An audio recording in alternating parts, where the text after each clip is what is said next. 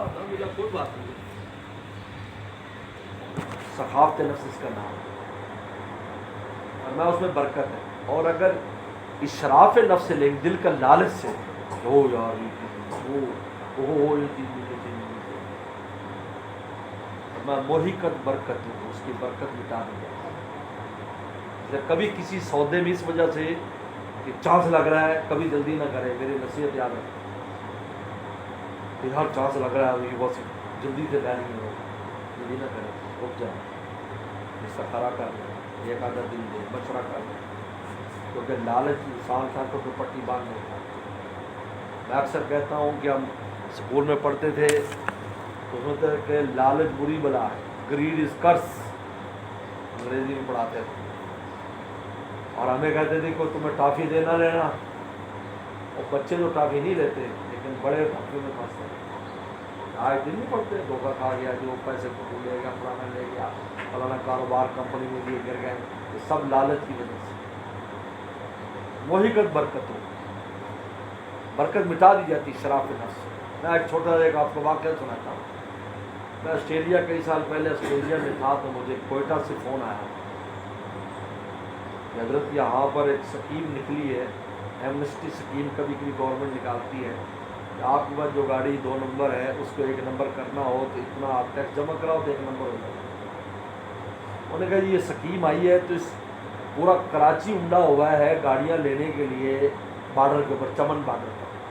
اب الحمدللہ چمن بارڈر سے لے کر آپ کے باون نگر تک ہمارے مریدین ہر جگہ, چمن میں بہت بڑی تعداد ہے ہمارے متعلقین, اور وہ کاروبار بھی کرتے ہیں. کیونکہ حضرت جلدی بولو کون سا گاڑی لے, 60 لاکھ کا گاڑی 20 میں ملتا ہے, یہ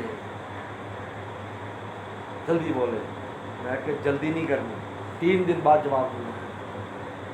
مجھے گاڑی کی ضرورت بھی تھی, بڑی گاڑی آپ 60-70 میں تو آپ کو چھوٹی کو 20 میں مل جائے, 25 میں مل جائے. تو کہا کہ 4-5 لاکھ ہم نے بات کی, وہ ٹیکس لیں گے لیکن 30 میں ہماری 60-70 والی گاڑی بن گئی. میں کہ 3 دن کے بعد میں نے ان کو فون کیا. میں نے کہا ہاں آپ جا کر دیکھو بارڈر پر. بارڈر گئے, کوئی گاڑی کام کا نہیں, سب لنگڑا لولک کھڑا ہے, سب لے گیا. میں کہا چلو ٹھیک ہے چھوڑ دو. میں واپس آیا. واپس آنے کے بعد 2-3 مہینے بعد میرا کوئٹہ جانا ہوا پروگرام پر. میں وہاں گیا تو کہنے لگا حضرت آپ نے تو بہت اچھا کیا. کیا کہتا ہائی کورٹ نے وہ منسوخ کر دیا, سب کی گاڑیاں گھروں میں کھڑی ہیں. تو ایک آدمی کو پتہ چلا, اس وقت جب بات ہو رہی تھی تو وہ اپنے گھر لے گیا اور گاڑی دکھائی. انہوں نے کہا کہ حضرت اللہ کا واسطہ ہے, میرا تو پیسہ پھنس گیا, اس کو تم لے جاؤ, آپ کو تو کوئی نہیں پوچھے گا, اس کو لے جاؤ. ایک مثال دے رہا ہوں. حضور صلی اللہ علیہ وسلم کتنے نقطے کی بات فرمائی کہ شراف نفس سے اس دنیا کے تم لوگ ہیں, اس کی برکت مٹا دی جائے. اس لیے کبھی جلدی نہ کریں, وہ کہتے بھی چیز فوراً لے لیں. اکثر لوگ پھنس گئے اس میں, پھنس ہی جاتے ہیں. سخاوت نفس. کاروبار میں 2 چیزیں ہمیشہ سامنے رکھیں. ایک تو رازداری رکھیں کام میں, دوسرا لالچ کی بنیاد پر کوئی سودا نہ کریں. آپ رک جائیں. اگر وہ قسمت میں آپ کی ہوگی تو انشاءاللہ کہیں جانے والی نہیں, آپ کو ملے گی. 1 دن 2 دن 4 دن. ہمارے یہاں کراچی میں جہاں ہمارے دوست نے خانقاہ بنائی ہے ہماری کراچی میں, وہ مکان انہوں نے ان کے پڑوس میں تھا, امریکہ میں رہتے تھے وہ مالک, وہ بیچ رہے تھے. انہوں نے کہا جی یہ مکان آ رہا آپ بک رہا ہے جو, اور بہت کاٹ بھی لگے ہوئے تو ہمارے پڑوس میں ہے. تو تجربہ تو مجھے نہیں ہے لیکن چونکہ دنیا میں رہتے کچھ تجربہ ہو ہی جاتا ہے, تو میں نے کہا یار اس کی اتنی قیمت ہے, اس سے زیادہ نہ جانا. وہ کہا جی وہ مکان بڑے موقع کا ہے. میں کہا چھوڑ دو بھائی, تمہاری چیزیں تمہیں مل جائے گی. آپ حیران ہوں گے 2 سال تک مکان نہیں بکا, وہ امریکہ سے آ کر انہیں کو دے کر گئے. وہ آج تک حیران ہوتے ہیں. میں نے کہا کہ یہ لالچ جو ہے ہم کس لیے کریں, جب آپ کی چیز نہیں ہوگی تو آپ کو لالچ کے باوجود نہیں ملے گی, اور اگر ملے گی تو اس میں برکت نہیں ہوگی. اور سخاوت نفس سے لیں گے اس میں برکت بھی ہوگی اور آپ کی چیز آپ کو مل بھی جائے گی. تو ایسی ایک عقل کا تقاضا ہے. اس لیے انشاءاللہ اور باقی ہے کہ انسان نماز روزہ اس کا بھی اہتمام رکھے، اللہ کرے رجوع بھی رکھے، کیونکہ قرآن نے کہا من یتق اللہ یجعل له مخرجا ویرزقه من حیث لا یحتسب، میں جو تقوی اختیار کرتا ہے اللہ تعالیٰ فرماتے ہیں ہم اس کے لیے ہر جگہ راستہ بناتے ہیں اور اس کو وہاں سے رزق دیتے ہیں جہاں سے اس کا گمان بھی نہیں کرتے، گمان بھی نہیں۔ ایک گاہک آئے گا، ایک آدمی آئے گا اور ایسے لگے گا یہ تو ایسی ہے، اور وہ رات سارا سودا لے جائے گا، وہ لگے گا کہ یار جیسے ہمارے ہاں ایک خان صاحب تھے کاموں کی میں ہمارے وہ کوئٹہ والے کی یہاں فیکٹریاں بھی ہیں، وہ گئے جناب ایک آدمی نے زمین بیچنی تھی، انہیں وہ خان صاحب گئے تو زمین بیچنا ہے، وہ بروکر بیچ میں تھا، ان کا خان صاحب آپ کے بس میں نہیں، کیونکہ وہ اسی حیات میں تھے، سمجھ لیجیے جیسے کوئی وہ پتھر توڑنے والا ہوتا ہے، جیسے ان کی حیات ایسی ہوتی ہے۔ عرب ہو گئے یا پٹھان ہو گئے، ان کا فرق نہیں لگتا کہ ساتھ کون ہے اور خادم کون ہے، عربوں میں بھی یہی ہے، آپ پہچان نہیں سکیں گے، ان کا خادم بھی اسی طرح ہے، بادشاہ وقت بھی ہوگا تو اس کا ڈرائیور اس کی دسترخوان بیٹھ کے کھاتا ہے، آپ بھی یہ بات ہے، پٹھانوں میں بھی یہی ہے، ہم نے دیکھا کہ یہ دیکھا ویسے بولو تو صحیح کتنے کا ہے، 3.5 کروڑ کا ہے، ایسے 10-15 سال پہلے 3.5 کروڑ ساتھ ہو، نکالو کاپی نکالو چیک نکالو، ہم کم نہیں کراتے ہی لوگ، وہ مالک بھی سب چھوڑ کر بیٹھ گئے کہ بھائی میری منہ بولی قیمت مجھے اللہ دے دے، اللہ تعالیٰ کے لیے تو کچھ مشکل نہیں ہے، اس لیے رجوع اللہ کرے، اور یرزق من حیث لا یحتسب، اس لیے ہمارے بزرگ فرمایا کرتے تھے کہ تقوی کا جو کاروبار ہے یہ کبھی بھی فلاح نہیں ہوتا، یعنی انسان تقوی سے رہے گا، اس کا جو بھی کام کرتا رہے گا اس میں برکت رہے گا، لہٰذا کوشش کرے کہ ہماری زندگی میں جو گناہ ہیں وہ کم ہوتے ہیں اور ان کو کم کرنا شروع کرتے ہیں، بے لگام اپنے نفس کو نہ چھوڑے، کم کرنا شروع کرتے ہیں، راستے کھلتے جاتے ہیں، یاد رکھیں، یعنی کم کرنے پر، ارادہ کرنے پر ہی رحمت شروع ہو جائے، ارادے پر، عجیب ہے، آپ نے ارادہ کیا، یعنی ہدل للمتقین جو لکھا ہے نا، ہدل للمتقین، اس کی تفسیر لکھی ہے کہ اے سائلین اہل تقویٰ، کبھی متقی نہیں بنے لیکن تقوی کی طرف چلنے لگ گئے تو قرآن کی ہدایت کھل جاتی ہے، ابھی بنے نہیں، ابھی رستہ طے کرنا شروع کیا ہے یا ارادہ کیا ہے، ہدل للمتقین، اس لیے انشاءاللہ ہم ارادہ کر لیں گے کہ ہم اپنی زندگی سے گناہوں کو کم کریں گے، انشاءاللہ تعالیٰ آپ دیکھیں گے رزق روٹی یہ دنیا کا وعدہ ہے اللہ تعالیٰ کا کہ میں لا یحتسب، یعنی آپ کا وہ کام میں برکت ہو جائے گی، وہ کام اچھا چلنے لگ جائے گا، آپ کی سوچ سے زیادہ اس میں اللہ تعالیٰ آمدن دے گا۔ تو یہ 3 چیزیں جو ہے نا یہ کاروبار کی ریڑھ کی ہڈی ہے، باقی تو چیزیں جو ہیں وہ انسان اپنا اپنا فیلڈ سمجھتا ہے، اللہ تعالیٰ آپ سے فرمائے، اللہ تعالیٰ نصیب فرمائے سب کو، آپ سے جو بھی رزق کا وسیلہ ہمارے پاس ہے اللہ اس میں ہمیں برکت دے، ہمیشہ مانگنی چاہیے، اور دوسری بات ہے کہ رزق کے وسائل کی قدر کرنی چاہیے، بات اچھی طرح یاد رکھیں، ہم اس میں بڑے غافل ہیں، ہم لات مارتے رہتے ہیں۔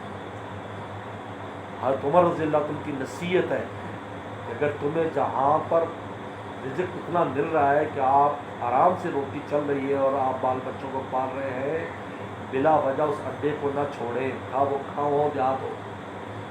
ہمارے بہت سے دوستوں نے تجربہ کیا، بابل نگر میں اچھے تھے، کل لاہور میں بڑا کاروبار، اسلام آباد میں اس میں بڑا کاروبار ہے، آج مانگنے پر مجبور ہے، بھیک مانگنے پر۔ اس وقت نے کہا تھا یہ حرکت مت کرو، تمہیں روزی روٹی مل رہی ہے نا عزت سے، چھوٹی موٹی گاڑی بھی ہے، گھر بھی ہے، اور شام کو روٹی کھا کر سوتے ہو، بچے اچھے پڑھ رہے ہیں، نہیں جی وہ یہاں لاکھوں میں وہاں کروڑوں میں ہے، کیا کہ یہ رزق کا اڈا بلا وجہ، ہاں وجہ ہو کیا کریں تو آپ عزت کرو، وجہ ہے یا دشمن ہو گیا آپ کے یا کوئی اور مسئلہ ہے، وجہ ہو تو اور بات ہے، وجہ نہیں ہے۔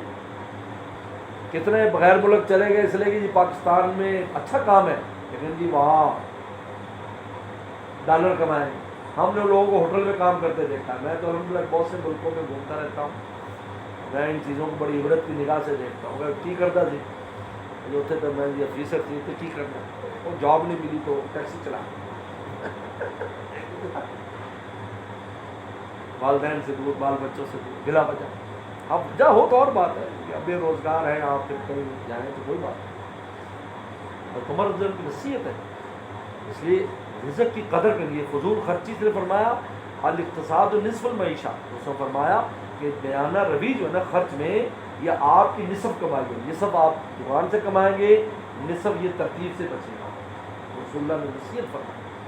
ہم آج فضول خرچی بہت کرتے ہیں، ایک چیز ہے کام چل رہا ہے لیکن ہمیں دوسری چیز لینی ہے، ہمیں فلانی چیز کرنا ہے، ہم خواہ خواہ جو ہے نا وہ اپنے پیسوں کو خرچ کرنا ہے. پھر بعد پیسے آ گئے، بھائی مشکل وقت کے لیے بچا کر رکھو پیسے. حضرت والد صاحب رحمۃ اللہ علیہ کو حضرت مولانا سید بدر عالم میٹھی نے نصیحت کی، دیکھو تم مسافر و مہاجر ہو، 1 روپیہ کماؤ 4 آنے بچاؤ. نصیحت والد سے اس کو بڑا اہتمام کرتے.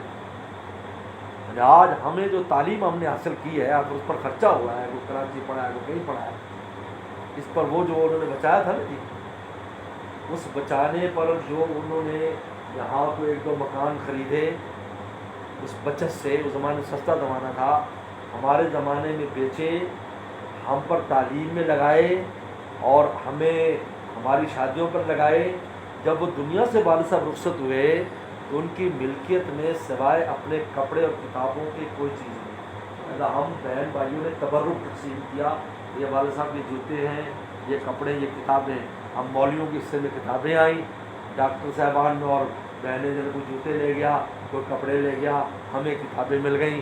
اور والد صاحب نے وہ جو 4 آنے جمع کیے تو ہماری ذات پر خرچ کر کے ہمیں اس قابل بنا دیا کہ پورے عالم میں روٹی کھا رہے ہیں. یہ ہے. اس لیے ہم اس میں بھی بہت خرابی آ گئی، نصف المعیشہ. اس لیے پیسے کی قدر کریں. حضرت تھانوی رحمۃ اللہ علیہ تو بائیں ہاتھ سے روپیہ دیتے نہیں تھے، کہتے تھے یہ رزق ہے، اس میں روٹی ہے، اس میں دودھ ہے، اس میں سب ہے، اس سے روپے میں تو بائیں ہاتھ کیوں لگائیں؟ اس کو بائیں ہاتھ تو ایسی گری پڑی چیزوں کے لیے دائیں ہاتھ سے لیتے دیتے ہیں، کبھی بائیں سے نہیں. ہم جب بھی ہمیں کوئی کسی کو ہم کہتے بیٹا دائیں ہاتھ سے نہیں، بائیں سے نہ لینا، اس لیے کہ یہ رزق ہے، اس میں اللہ نے سب کچھ رکھا ہے. حضرت سفیان ثوری رحمۃ اللہ کے بارے میں لکھا ہے کہ بادشاہ آ کر پیسے رکھتے تھے، واپس کر دیتے تھے. ایک بار جا رہے تو 1 درہم گر گیا، مٹی تھی، حضرت مکہ شریف میں رہتے تو بیٹھ کر ڈھونڈنے لگ گیا، پیچھے شاگردوں کی جماعت ہے، اتنے بڑے محدث عظیم تابعی ہیں. تو جب وہ ڈھونڈ لیا تو کسی نے کہا کہ حضرت بادشاہ آتے ہیں بوریاں بھر کے اور آپ واپس کر دیتے اور آپ 1 درہم کو مٹی میں ڈھونڈ رہے ہیں. کہا یہ میرا رزق ہے، میں ناقدری کروں گا، اللہ ناراض ہوں گا کہ ہماری عطا کو تم یہ سمجھتے ہو.